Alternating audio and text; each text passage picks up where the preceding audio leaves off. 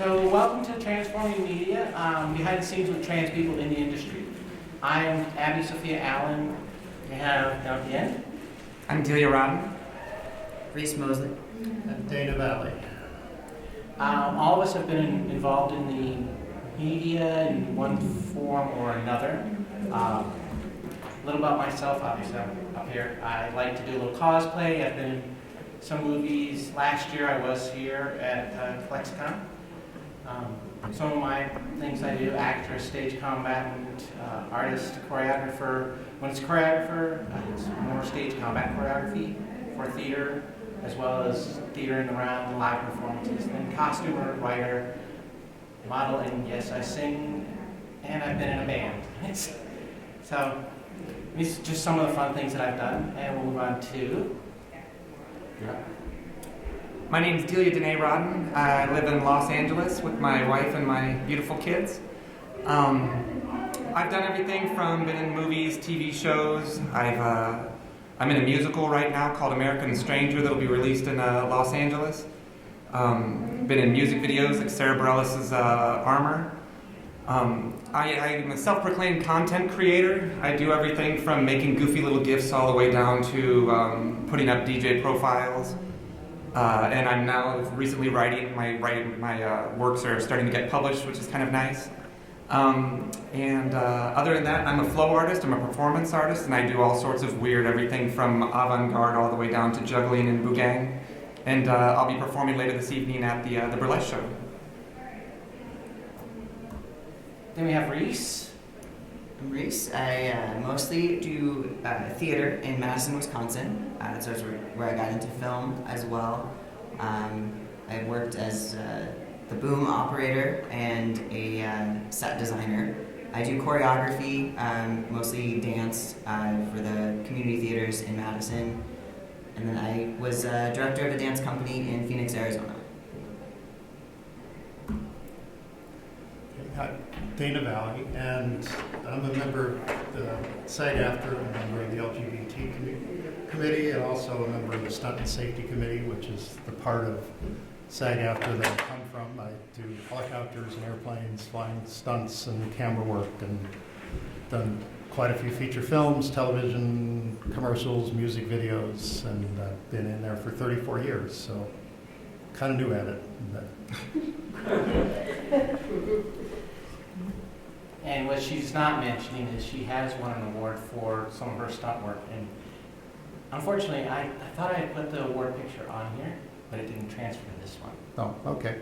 Yeah, it was for Behind Enemy Lines, for if they ever saw that. That's Gene Hackman supposedly rescues Owen Wilson off of a mountaintop next to a 50-foot tall statue. Somebody rappels out of a helicopter, Australian style, upside down, and grabs him, and we fly off into the sunset. A little more involved than that, but that's what it was. Oh yeah, it's just a walk in the park on a Sunday, right? Yeah. It took us, that scene took us a week and a half to do, to give you an idea how complex that type of thing is. The Austin Powers scene. Well, okay, Austin Powers, if anyone's seen the Gold Member, the opening scene, the Cobra helicopter chasing the motorcycle and the car and all that, I'm flying that helicopter. That's a Cobra gunship helicopter. And the stunt woman that was riding the motorcycle, Donna Evans, she's very well known in the business for it. She told me the first time she looked back with me chasing her, she said that was the most intimidating thing she had ever seen coming at her. And then the car, when you look at it, which it's looking like it's driving itself, if you look, the seat looks a little thick, that's because there's somebody inside the seat driving the car. And then the guy parachutes in. But all that stuff we really did. It's kind of a crazy thing, but it was fun. You also worked with Jodie Foster on Flight Plan. Yeah, that I flew camera ship. Sometimes I just fly camera ship and stuff. It's like, you know, people think all I do is action adventure movies. It's like, was it The Horse Whisperer? There's a cattle drive scene, and a lot of that's shot from a helicopter, but you don't notice it because I'm only about 5 to 10 feet off the ground the whole time I'm doing it. So the guys riding the horses were not thrilled with it, but they put up with it. Okay, so some of the things we've talked about amongst ourselves when we were exploring, talking about the panel was, and I'll turn this so you guys can see it easier. Some of the things we found when we're auditioning or going for anything in a role for movies, music videos, stage, theater, exploring foundation goals. So you want to review your brief outlines of the script, become character in the story, you've got your choice of character choices, and that sounds kind of odd, but we'll break this down a little bit more, and then working with cast and crew.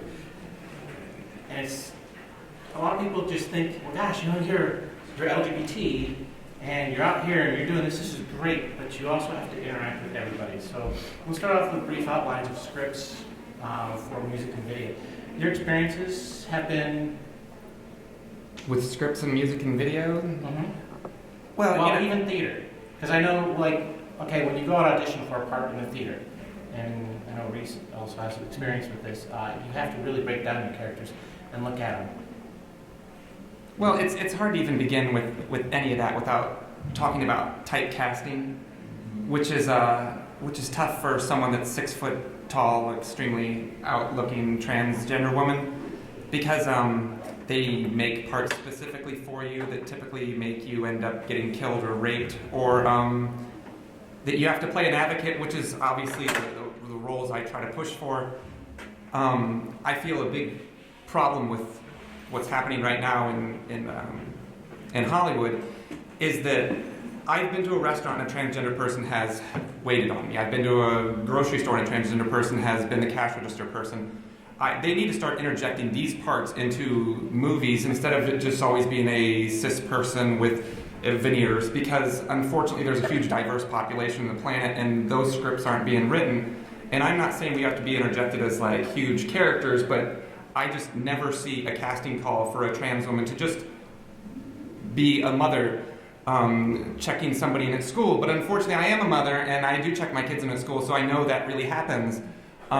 So me personally, while you're looking through scripts and stuff, it's hard to choose. Like, am I willing to portray that? Because I don't know if that's real to any character, let alone myself, and I don't see myself in a lot of the characters that I have to portray.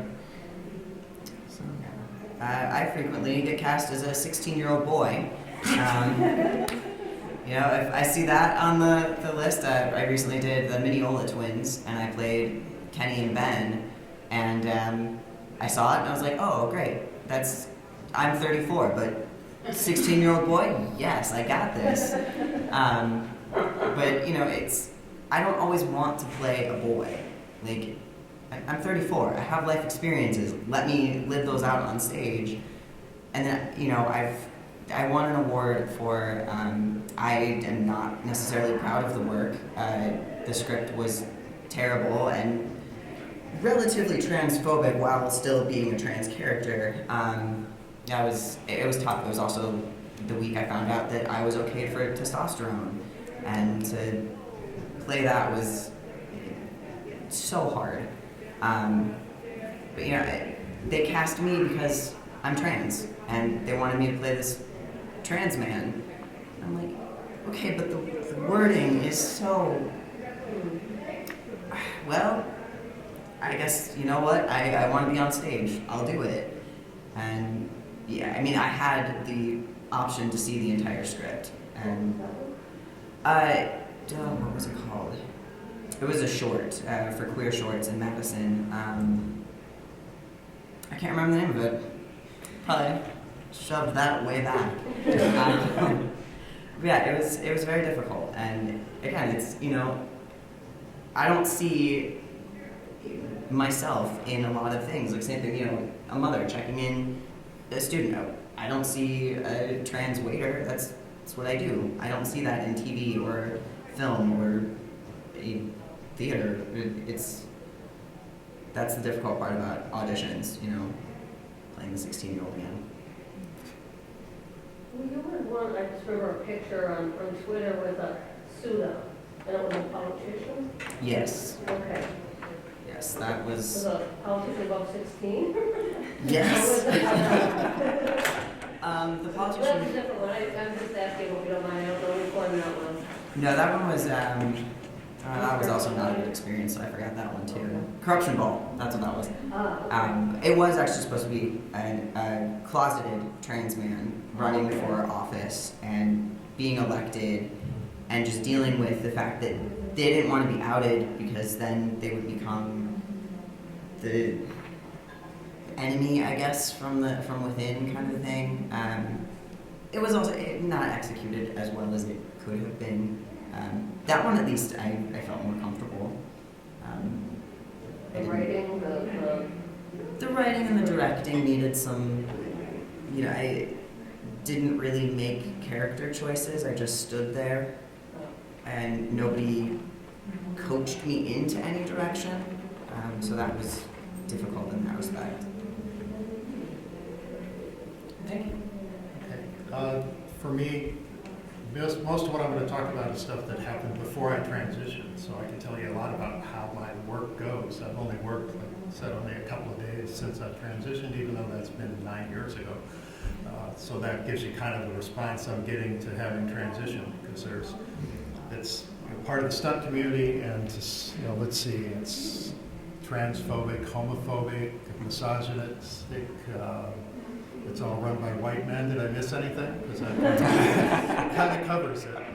So it's been difficult to try to do anything. As far as actually what I do, I get everything from getting the full set of storyboards and the full script, and I read all of it, look at it, and sit down with the DP or the director and review what stuff that I've identified in there that's going to be part of what I do, to where on the first Fast and the Furious, we're doing a nighttime shoot. I land the helicopter at the location in Inglewood, which is in LA, and the cameraman and I are there, and the director hops in the back and he says, "What do you think we ought to do?" It's just like, that's as much as I knew about it, other than we were shooting cars on Inglewood Boulevard at night. It's like, you want me to tell you what to do. Okay, well, here's what I'd do if it were my film.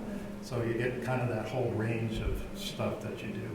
Other times you don't even really deal that much with the director, you're with the stunt coordinator or with the second unit director and those type of things. And then I won't take up a bunch of time with that, but if anybody's got questions for us, I think probably most of us would say, when you find us out walking around, I'm here for the rest of just today, but grab me and I can get into any details about any of the stuff. Okay, so for me, I put myself out there quite a bit for different roles. Anything from music videos and plays and everything, like I said. I have actually played parts where they're behind-the-scene actors or background actors. They don't call them extras anymore. So background actors, I have played transgender background actors. The roles out there are very few and far between. However, a lot of the films I've done have been student films, which means the student films have student directors, student background workers, everybody who is working forward to promote transgender and LGBTQ inclusiveness. So I'm trying to work at it from a lower ground. I know personally, like I said, for me, it's always hard to find a role that, and like everybody else here said, that says it's LGBT and it's a normal role for you. You find right now that there's a lot of people that are doing, that are cis, that are playing the transgender role, but you don't find very often the transgender playing a cis role. However, there has been one person recently, I can't remember what her name was, and I meant to look it up. She actually is playing a female character on one of the CIS shows for TV. Bingo! Can you say that again? Somebody give her a star. Can you say her name again, please? Jen Richards. Jen Richards. So yes. So it is that, they are starting to work forward towards it. For myself, and related to what you were talking about, the stunts, I have done choreography. I have found also the same thing with choreography for stage combat and theater. The directors oftentimes don't have any idea what they want. So one play I did choreography for, I looked at the director and I said, "Okay, so where do you want this fight?" He goes, "Oh, I want it right here after this, in the barroom scene." I said, "Okay, great. How long do you want the fight to be?" 10 minutes. I'm like, 10 minutes? If anybody here has run, I mean flat out run, for 10 minutes, you're gonna find you're not gonna be able to speak afterwards. So you're gonna kill your actors doing that. So fortunately I worked with them, and they really do give you free reign because they don't understand it. And so I've done quite a bit of work with that. However, honestly, since I transitioned, that dried up really fast.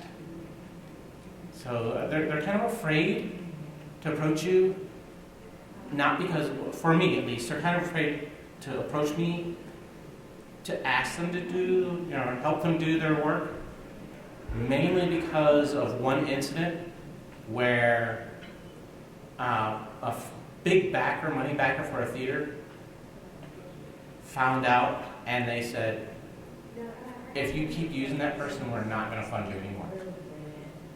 So it does happen. And these are things that you do have to fight up against. But other than that, working with the cast and crew on set, as myself in the features that I've done in the past 3 years, they've been really great. I've had one instance where there was one fellow actress who kept calling me he. And that's kind of hard, but I dealt with it. And I did bring it up to the production assistant and the assistant director, and they did talk to that person. And that was actually, on building up that was actually a SAG student film. So that was really good. I will say that in that instance, that character, I looked at it, it was an underground scene, and they actually did a lot of makeup on me, which is really fun to do. But you cannot tell, am I male or am I female? But for me, the whole thing was I got to go out there, and I still got to act, and they gave me credit as me. They accepted me for who I was. And again, student directors, that was a UCLA film, so unfortunately I can't really show that film because they own the rights to it, but I can talk about it. So that leads up to auditioning. And we'll work backwards if you don't mind this time. So for me, auditioning, finding the roles out there. If you go to like Backstage or any of the other sites out there, they try to pigeonhole you into doing just transgender parts, and they'll only give you transgender parts if that's what you allow yourself to go for. Personally, I put myself out there for all kinds of roles. I don't care if it says that it's a cis Latino woman. I still go for it. Why? Because if the director or the casting agent sees you, they may have a change of heart and say, you know what? That's a great character choice. And it's known to happen out there. I mean, not just for transgender people or queer people or lesbians, whatever. Don't be afraid to take and set up that whole thing. I always approach the role as me. I don't approach it as I'm trans, I don't approach it as I'm cis, but that's me. And then what do? When I set up for my auditions, I take my resume out there, I put my headshot on the back, and then I just do the audition. A lot of times for me, it's been a cold read, which can put you right on the spot. And what a lot of people don't realize on a cold read is, and I'm going to use somebody's paper here. So if they give you the script and say, okay, well, go out there in the hall and read this, and let us know when you're done, like in 2 minutes. So you're like, okay. Go out there, you look at it, like, hardest thing is this. You're reading the lines off of here, and yeah, okay, I'm ready. And so you go in and you read before them, and you're reading off of here. What they're looking for is your face. They want to see all this. So the other thing this is for, you really need to use it for just a quick glance, to glance at it, and you really have to try and speed memorize the lines. So that helps me get a role. Now, accepting the role, some of the roles I've done, last year I did a panel here where it was, the film was, we want you to speak in your old male voice. That's hard. But in order to accept the role, that's what I did. Kind of going with something she mentioned about getting a part and not trying to read too much into what it says. I've got a friend who's in her mid-20s. She's an African-American trans woman, and she comes to my house. She says, well, I'm up for this part, but I'm not even going to go because it's written for a white girl. And I said, could you quit reading that into it? If they're giving you a chance, go do it. I know of 2 major roles she's gotten. She did opening of the 3rd season of Transparent, and she did, I think it was Chicago Med that she got the part in it. And she had read it because of the name of the character, and it's like, oh, that's a white girl. And she got both of those parts. So, just the example she just gave, don't assume anything. If you have a chance to audition, just do it. And that's just the way to have it. The other is I get people that ask me, it's like, oh, well, if you're a SAG-AFTRA, are you an actor? And it's like, well, no, I do something different, but it's like, occasionally you see me on camera. Most of the time I'm supposed to be somebody else, but I get to do these famous lines like, we're almost out of fuel, we gotta go. All those kind of great, really important lines of the movie. That's generally all I ever get and stuff, because I'm supposed to be somebody else most of the time. Occasionally I'm me, like on Austin Powers Gold Member, they could see me clear enough on it, and they said, can you come back into the soundstage part because we need to do close-ups of you and get some kind of action. And there was no real dialogue. It was something where they wanted me to, if you see the movie, it's like, we want you to move your head slowly, and we're going to do a slow motion of you saying, oh my God. And they did that a bunch of times, and that's in the movie. And it's kind of like, all right, whatever makes them happy. The other part of acting, it's like, not unless you count the first 57 years of my life before I transitioned, that might be acting. So, hand it to you, your turn. For auditioning, it's a lot of cold reads. Some like the script that I was given the entire thing to read before deciding if I would even audition. If it's a theater role and it's not a new work, you can go read the script. Some of them are available online. Sometimes your library will have it. Sometimes you just go find your theater friends and be like, hey, do you have the copy of this? Most likely they do. I know my bookshelf is full of actors' copies of shows I've never even done. But yeah, it's often cold read. You don't know where the script is going because you're given a side, and it's depending on the show. Maybe it's 1 page, maybe it's 2. Yeah, going in and reading that and trying to make sure your face is seen. And trying to give as much character to the words. Make a big choice. It's better to you go big or go home on those. But Madison has been hard with, they put age ranges for the characters. And then you're like, okay, well, not sure what the director is looking for. You show up and it's, for somebody who looks 40s to 50s, and then you find out it's somebody who looks 20. It's like, what do these age ranges mean?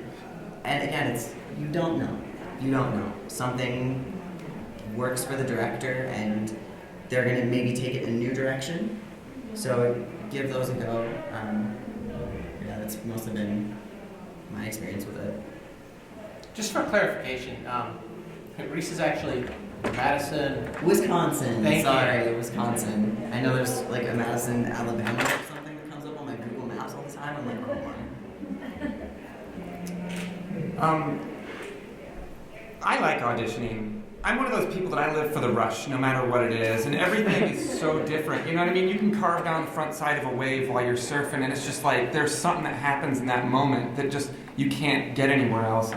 And when you get those cold reads, somebody hands you a script and be like, today you're or whatever this is, and you're just like, here we go. I really enjoy that. I really live for it. It's just like you said, you go big or go home. You show up and it's like, is this what they wanted? Who cares? I tried. And if they wanted to, they could direct me and go into a different direction. As far as auditions go, though, I really hate to sound pompous, but like once I moved to LA, everything got really weird. Like the first time I did a show then in LA, you're hanging out and holding, and you're just shooting the breeze with everybody and laughing. I don't know anybody, so I'm just like letting it all hang out and everything. And at the end of the day, someone's like, you should be on my TV show. And I'm like, that's totally random. So I go and show up and I'm on their TV show. And on their TV show, I sit and chat with this one lady who's really sweet. And she's, we were talking about our children. And she's like, you should be in my movie. And I was like, okay, really? And it's like, and then I showed up for the movie. And it's like, there's really been this trickle. And,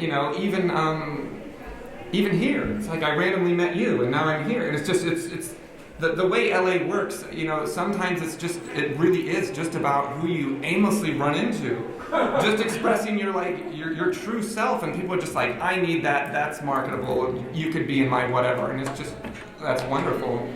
So, but auditions are so totally random. Just like everybody said, it's like, you're looking at this thing like, can I portray that? I don't know, I guess I can give it a shot. And sometimes you go in there and you're like, that's the person that's gonna get chosen, or they showed up with a prop, what a freaking ingenious idea, And, you go through all those anxieties of like, does my resume mean anything? Does it have any kind of content that's gonna sell me myself to this part? And I don't know, I've just been relying on dumb luck and big smiles, and it's been kind of working out for me so far. Okay, so I have a question for all of you. Oh, sorry. I will take those questions. Yeah? I have two-parter. So the first one, does anyone have an agent? And if you do, have you had a conversation about how you'd like to be submitted? That agent will listen and follow through with that. And then two, on the other side, for casting directors, being a non-binary actor, I've had to go to casting director workshops, and I just stay behind and tell them like, hey, I'm a non-binary person. Do you have any issue with me submitting? Because I also self-submit with my agent. But you should always self-submit. Yeah, absolutely. Don't be afraid. So I asked, will you be upset if I submit myself to both male roles or female roles or whatever? And they'll usually say, no, that's fine, but don't actually understand what non-binary means, or really what I'm asking. So I was just wondering what your experience has been with that, if you've gone to casting directors before. I do not have a casting director, and I refuse to get one unless somebody really sets a sweet deal on the table for me. I'm a multimedia performer. There's no way somebody can book me for a DJ, and then book me to Boogang, and then book me in a circus, and then book me in a TV show, and then book me in a musical. That just doesn't happen. Everybody wants to categorize me. You're an actress, you can do acting, but if you do this, and if you sign with me, you can't sign and do other things. It doesn't work for me like that. That's just not the way I am. So I refuse to be at the moment until somebody that knows how to represent all of the weird things that I encompass can handle that. But as of now, everybody wants to shut me out. And it's pretty hard for me to put faith into one single person that would say, I'm going to get you the biggest role in your life, and it's going to make it worth it that I'm going to block you out of everything else that you do. I'm free range. Just do my own thing. For theater in Madison, Wisconsin, there's not really an agency that we would have for that. We do have two, I believe, for media, film and print work. And it's, my fiance works with one of them, and it's the same thing where she's only up for this. It's like, well, but she also does makeup. She can do hair and all of that type of stuff. That's never a thing for her agency. It's like, no, you act. That's what you do. And they don't even throw modeling in at her, but she could. But it's the same thing. Like, no, that's what you are. That's my whole problem. Yeah. And Well, as casting directors, not where I get my stuff, but we at SAG, we've done a couple of different workshops with casting directors, and most of the ones we dealt with, they're just there to, they would set up these just to teach you how to be in front of the casting director, to get their attention, and how to respond to things. And as far as I know, most casting directors aren't specifically signing anyone. Their task is to go out, they get a particular script, and it's like, they need to go find these people. And yeah, some of them are people they work with all the time, and some of them are just people, it's like, gee, I'll call other casting directors. Do you have somebody that looks like this, or does that, or specialty, something else? so don't confuse casting directors with agents. Okay? You can register yourself with several casting directors, and I highly recommend it, personally. Now, an agent, that's a different story, okay? So don't be afraid to put yourself out there for a casting director. Or manager. Or a manager. Yes, sir. Jason! Hi. So I just wanted to say something. This panel reminds me so much of when I came out. I'm an openly gay actor. I've been acting for around 40 years. I've been in over 150, 60 film and TV shows. My first part was in a movie called The Lost Emperor, not the last one, not the Bernard Ritchie film, the shitty one with Robert Tessier where the eyebrows changed in one shot. And my part was gay dude number 1. I'm not kidding, it's my first part. I think I was 19 or 20 years old. I got the part because my manager knew Jim Wynorski. He said, "You're going to play gay dude number 1." I was in the closet, deeply in the closet, and I said that, he said, "Wear a blousy shirt." When I got there, he looked at my shirt, he said, "The shirt was not blousy enough. You're the wardrobe gal, you switch shirts with him."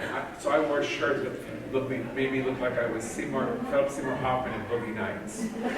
And it was really degrading, and it was awful. And I sort of can identify with the things that you're saying about how you feel that people don't understand who you are and where you fit in. My line was, the lead character mugs me, so I say, "Give me back my purse." That was my first line in the movie. And for years, I would tell people, "Oh, I was a character actor. I was playing a gay person." And as I listen to the panel, I see these actors, and I see what you're trying to do in terms of what the business and how you want to change. And it's the same thing I did. I wanted to play just the guy who's the waiter in the restaurant, but they wouldn't let me do it because gay people didn't do that roles in those days. You would be the guy that was either dying of AIDS, or you'd be the guy that's For sure. or there were no parts. So just to share in this room, what I did was I got really good. I studied, I worked hard, I was tenacious, and I didn't give up, and I didn't let who I was stop me. And believe me, there's tons of people that don't want you to work because they see it a certain way. It's not because it's not because they're prejudiced or racist in their heart, it's because their actions are prejudiced and racist. I've had a similar experience where I showed up on set to play a certain role, and I was set to play a woman at a convention, and I get there and they decided that my height should make me some kind of masked burglar man, which basically it's kind of hard to hide some things that I have. So, but should I play a masked burglar man? I guess it was profoundly dysphoric for me because I had transitioned years prior to this point. But why can't I play a masked burglar man? I could play a dead woman. I can play. I'm an actor. That's what I'm supposed to be doing. So I can't rip on people that are cis that are playing trans roles or white men that can play a woman. So I mean, I did play it, and I am still kind of pseudo-ashamed, I guess. But yes, as an actress, I hope to be able to play every kind of role there is. You have to decide what's right for you. Yes. If you are going to play yourself always and your personality, you want to do that, that's when you become the best person who's playing a trans person that you can be always. Absolutely. If you decide you're a character actor, you learn to change. I learned to change my voice. I lowered my voice. I've done everything to play the funniest gay guy ever, which in a movie, My Wife and Kids, I played a shrink who was gay and very funny and flamboyant, to playing a white heterosexual Christian plantation owner in The Birth of a Nation. Something that's so far from me. So it's just about your craft and becoming really good at it, and also having the materials. Having the materials, you can't get the job unless you show someone that you can do this thing. Right, and that's why I've been building up my student films. Exactly. Yes. So I have a question for you. So I'm a sixth grader, and I'm relatively trans. This is probably kind of an only question. But I've never had a class project and writing scripts. Obviously, to write opportunities in the scripts, that's a great first step from, just doing all levels. But what's the magic words that you see on a casting call, or that I can tell that someone's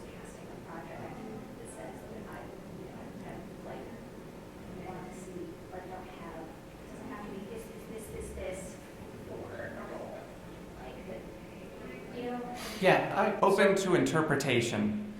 I see that at the bottom of so many things. We need an African-American 30-year-old woman that can have a limp with their left leg, but it's open to interpretation.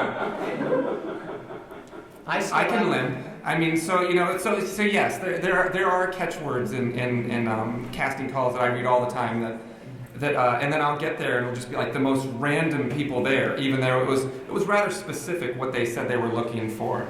I apply a lot to. You'd be surprised how many things that say we're LGBT inclusive.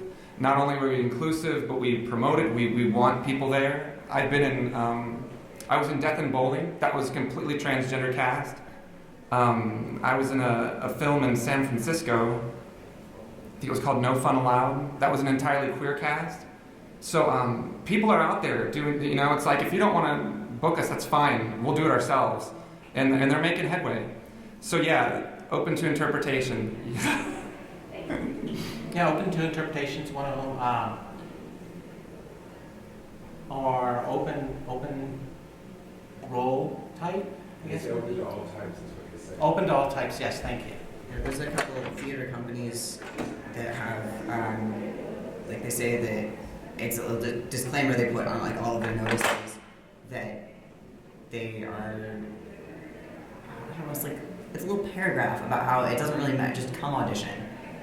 There's a spot for you. Just show up. And Madison, that's true. That's true. Especially at this theater company, they don't have a lot of. They're not well liked, unfortunately. They do a lot of good work, but they're less respected, I guess. And they cast. They really don't. They take that to heart when they say that. They're not casting a specific gender or age or any of that. They mean it. You show up, you show your heart, yeah, they're gonna cast you. Yeah, as a fan of many shows and things like that, you see people on the end product, a couple or something, and people say, oh, I auditioned for this, but they ended up putting me here, and I'm playing this other part. And all of that, and from the fan part or the viewer part, you look like no one else could do that. It's perfect, and I just wonder when they say open to things that they kind of, it's just from me being kind of an open person, that they just have to feel and look at the chemistry of how you're interacting, that maybe when they say open to interpretation or open to all kinds, if that's a kind of open vision, somebody's got to see people and see what's going to work and not putting it in the like the age and race category of that. If that's to me, that's the thing that I like. Is like, isn't that great that that's who they ended up with for these characters? Because you don't see them, you don't see anyone else play those roles ever. So once they get out there and they're loved. So right. One of the things I do have to say is, well, there are a lot of people that are complaining about not being cast. One of the biggest things you have to do is you have to be A, willing to get out there and go for the parts. And B, most importantly, you have to be able to act. There's nothing worse than going up there and saying, this is an LGBT event, and you go over there and the person just is deadpan through the whole thing. And is just always talking like this, that you can't tell if they're really going through emotions or not because they're supposed to be crying. And so, it just doesn't work that way.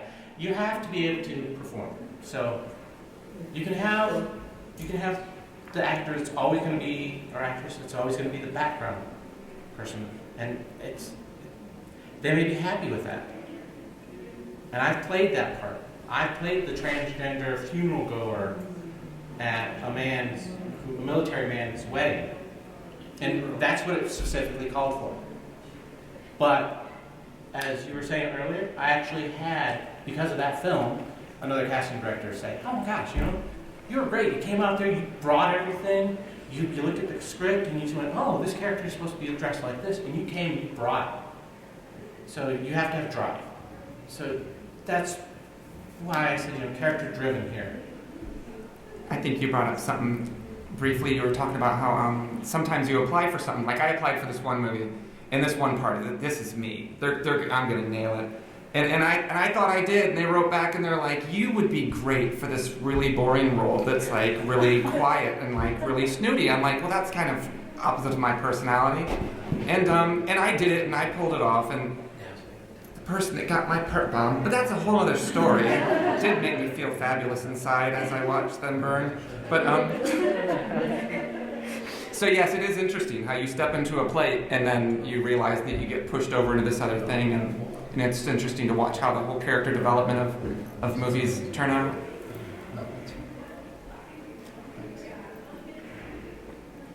All right, so having LGBTQIA actors, I tried to actually include everything in that one.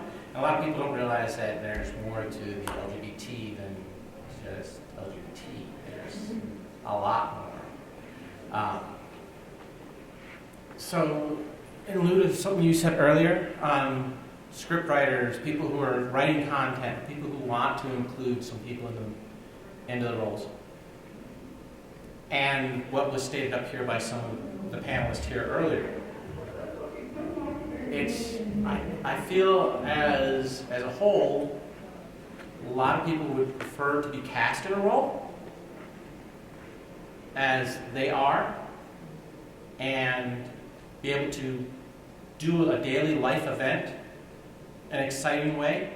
So if we were to, and I would love to probably do this some other time, but if you take a movie or a play that's just all cis characters, and you replace all those characters with people who are LGBT inclusive community, and let it play out, you might be really surprised at what they can do.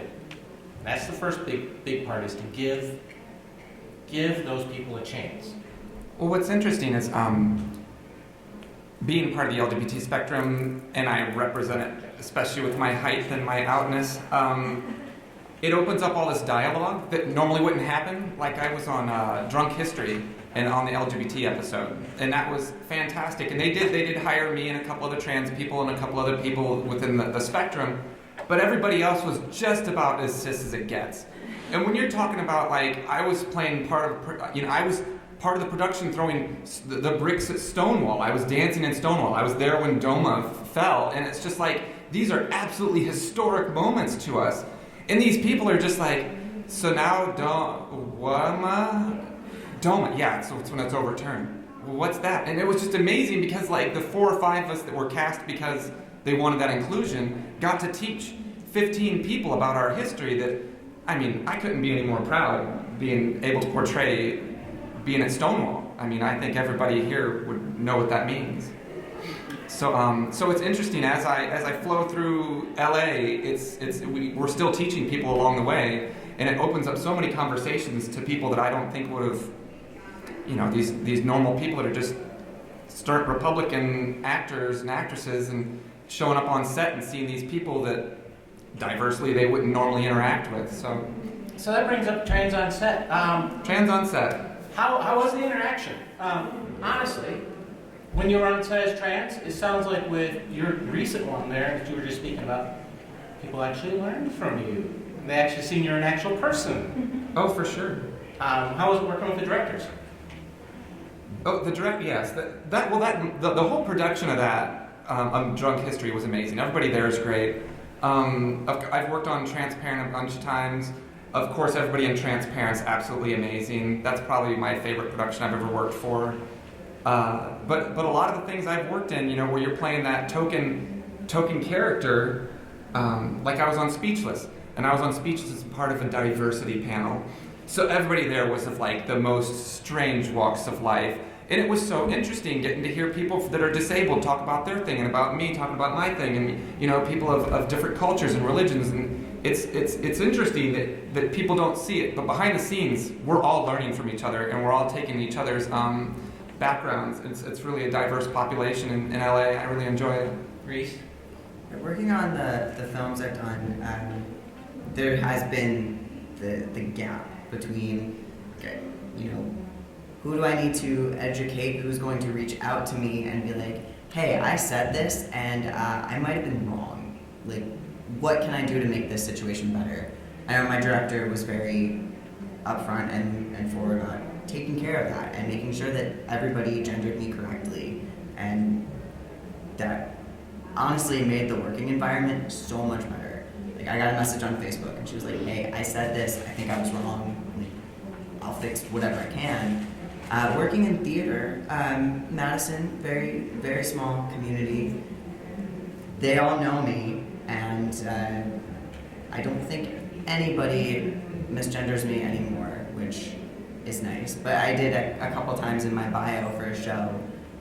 I used he, and I had people like, oh, she also was the choreographer. I'm like, you didn't even read that. Like, I took 2 minutes to write that and you couldn't read it. But for the most part, the theater community has been very open and welcoming.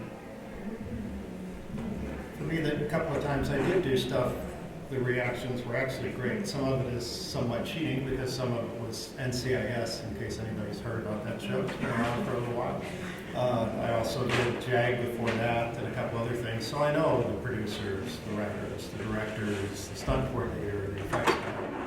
And the Scout Day, they roll up in the van at our location. It gets out. Hey, how are you? You do everything. We're going to do this, this, and this. Great. It's like, okay, they're gone. And I come back on the day of the shoot. Stunt coordinator, I've known each other since the 80s. So T and I had already talked. That was no big deal. Then the effects guy comes up, gives me a big hug, and says, welcome back, and all the rest of this stuff. Then later, one of the producers, reach out to shake his hand. As soon as he gets hold of my hand, he pulls me to him, gives me another big hug. Same thing, welcome back. And then it was just another day on the set. On the other show, it was a friend of mine was flying, and I was working on the ground with the director and the producer, and to get everything together, to have everything ready for him to do the flights. Nobody ever mentioned anything about me being trans. They certainly know full well. I mean, it's not like they don't know who the hell I am. And the guy that I'm working with, we've also known each other from the 80s. So if they didn't know, I'm sure he told them. So it was certainly not an issue. We just did our work. So once you get out there, it's fine. But some of the problem, I think, for me is that a lot of the stunt people, again, tell you kind of what kind of crowd that is. I think they're concerned that it's going to reflect on them. It's like, oh, if I bring her along, it's like, what's everybody going to think? And it's like, well, maybe they'll think that you know what the hell you're doing and you hire somebody that knows what they're doing. But that's what we hope for. They'll think you're a good guy.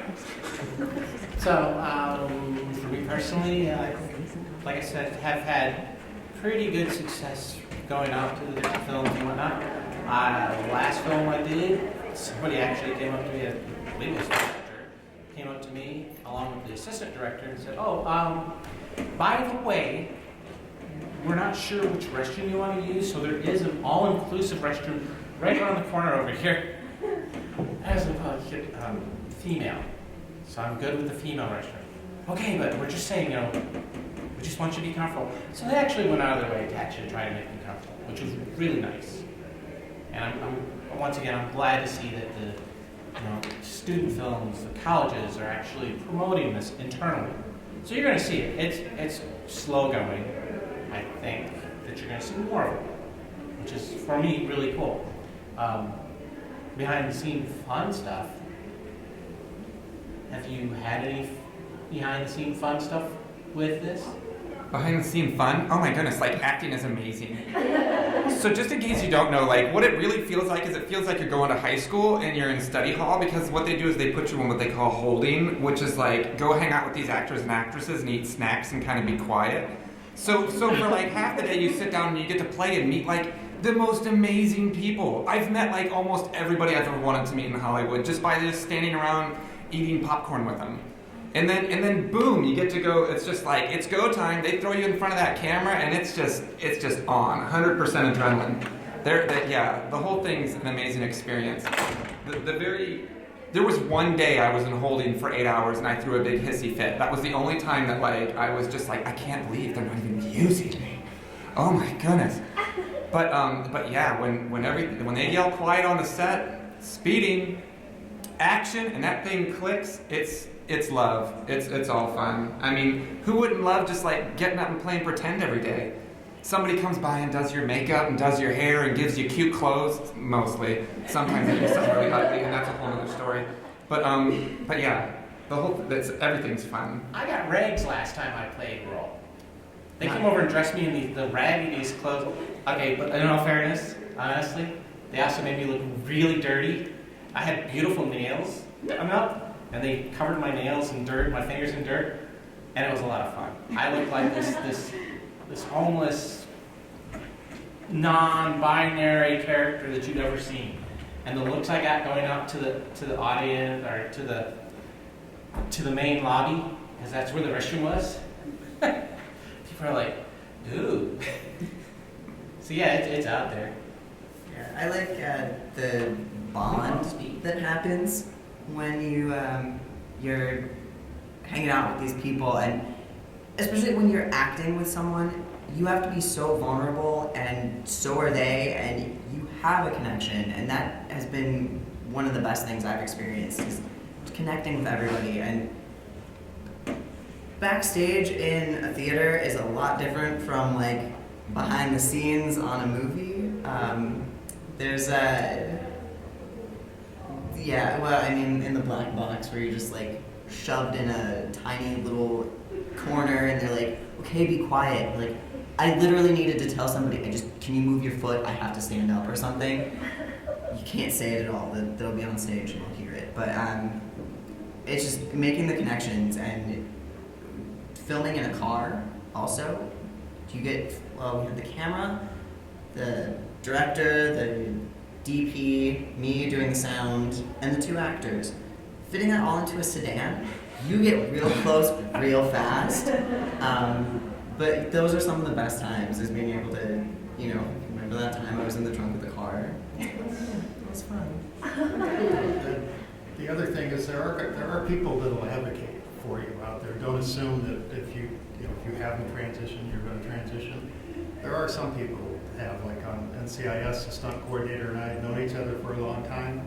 He called me to do a job after I had started my transition, and I finally said, hey, Diamond, I gotta talk to you. I said, but not while you're in the car with the rest of the cast, not while you're there. And finally one day he calls, says, okay, I'm in my office. He says, so what do you want to talk about? And when I told him, he said, I figured it was going to be something pretty significant. And he goes, first thing is, we've been friends for over 20 years, we're still friends. Everything else, it's like, okay. I said, do you want to use one of our other people to work with? Do you want Rick to do it? He says, are you going to be there Monday morning or not? It's like, well, yeah. So that's how everything went from there on. And then other times when I saw him, he says, I never would have, but I've been reading about some of this stuff, and he's more of a cowboy type of character. That's what he grew up with. His father was a world champion cowboy, a big actor, Richard Farnsworth. And he says, I've read about this stuff, and he says, you know what?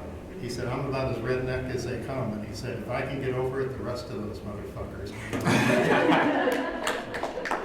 All right, so I have a question. Obviously, with you doing pilot work and behind-the-scenes fun stuff, Yeah. have you ever made anybody, like,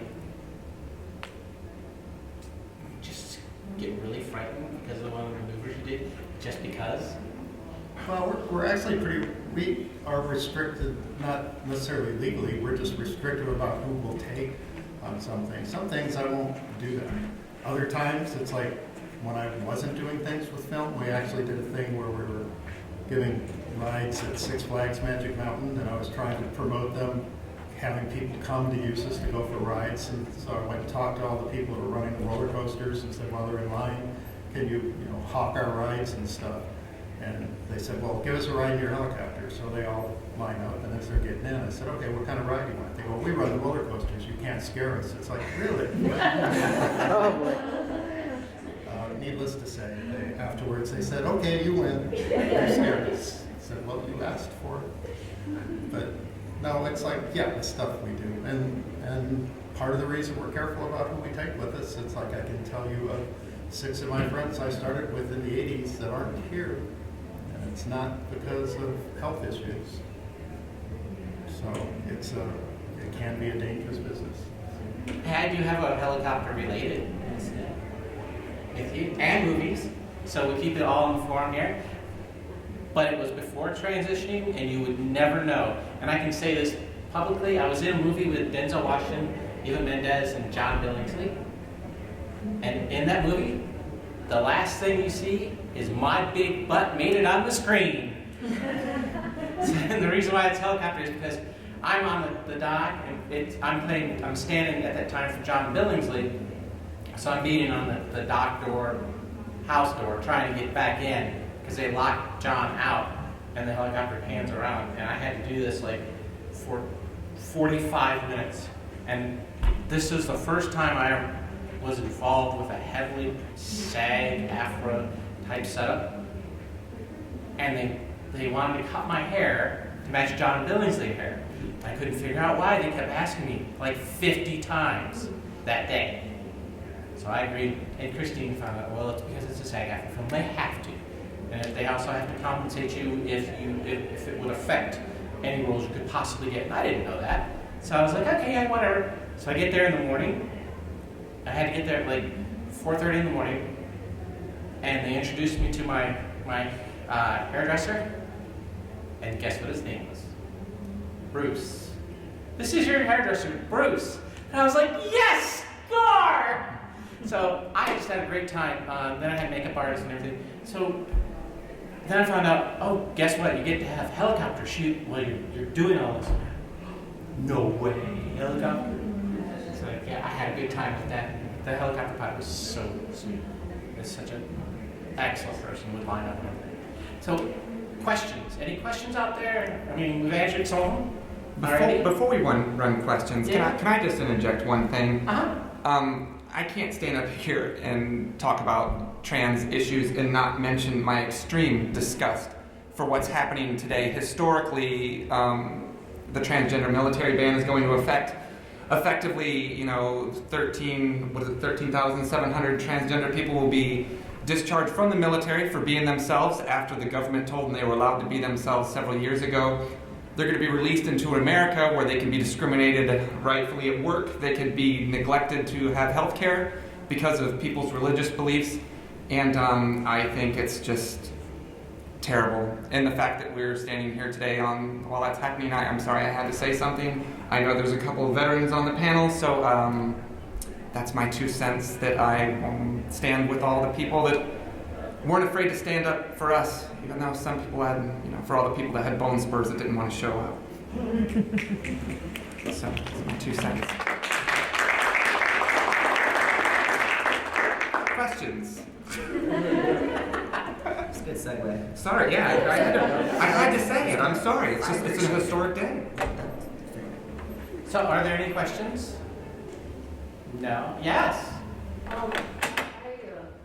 do have radio as one of my hobbies, and I work with people. This is a big question for you, and that's for the helicopter work that you do. They made it sound like it is, you have to be a super cool person to be able to handle. You're doing things with all 4 arms and legs, and they were having me do like a what do you call it, a simulation.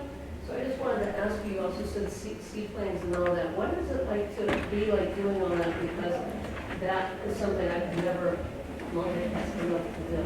And you've done it for many, many years. I have. It's something that they taught me. You should revere somebody who's that talented. So. Yeah, I went in the Army when I was 18, graduated as a warrant officer, helicopter pilot at 19, and I'm 66 now. So yeah, I've been doing it for a while.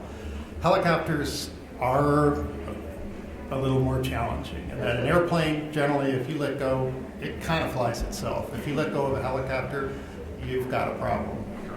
And yes, it is, the controls are all much more interactive with each other. And when you start flying helicopters, like hovering is probably the most difficult initial thing. And it's one of those things that it's like they're working with you and they keep trying to show you, and it's like you can't do it, and just one day you can do it.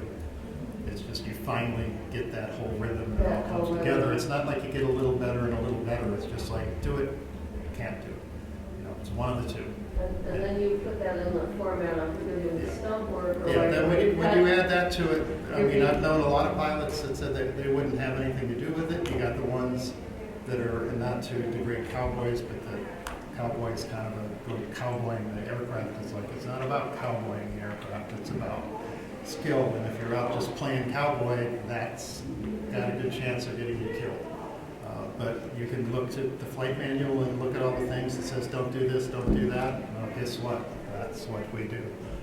It's most of the things it says it can't do, a lot of it is that kind of stuff. We'll talk about things like protracted rearward flight and all these things. Don't do this. And it's like, yeah, you do. But you also have to be prepared for what the aircraft's going to do when you do that kind of crap to it. The reason I tell you not to do it is it's going to do things that most pilots have no idea what that's going to be like. More women doing that? Or? There's quite a few women flying in film work. I helped found the Most Picture Pilots Association. I think we've got about 25 members. There's one other woman other than me that transitioned, and she's more in the world of air shows. She does a lot of air show stuff, and that's it. All the rest of them are white guys. So it's pretty biased when you go for flying in general. The airlines now do it better. I was actually friends with the first airline pilot who came out and transitioned, who got fired and went to court and went back and forth for years. We had the same lawyers, because I worked for Johnson Wax, and they, of course, tried to get rid of me as soon as they found out about it. This is back in the early 80s, and then I didn't transition, did it much later. But anyway, she finally prevailed. She bought an airplane, and it ended up crashing and killing her after going through all that stuff. But the air ambulance companies of the state of California, one of them in particular, CalStar, has got, I think, at least 3 trans women working for them.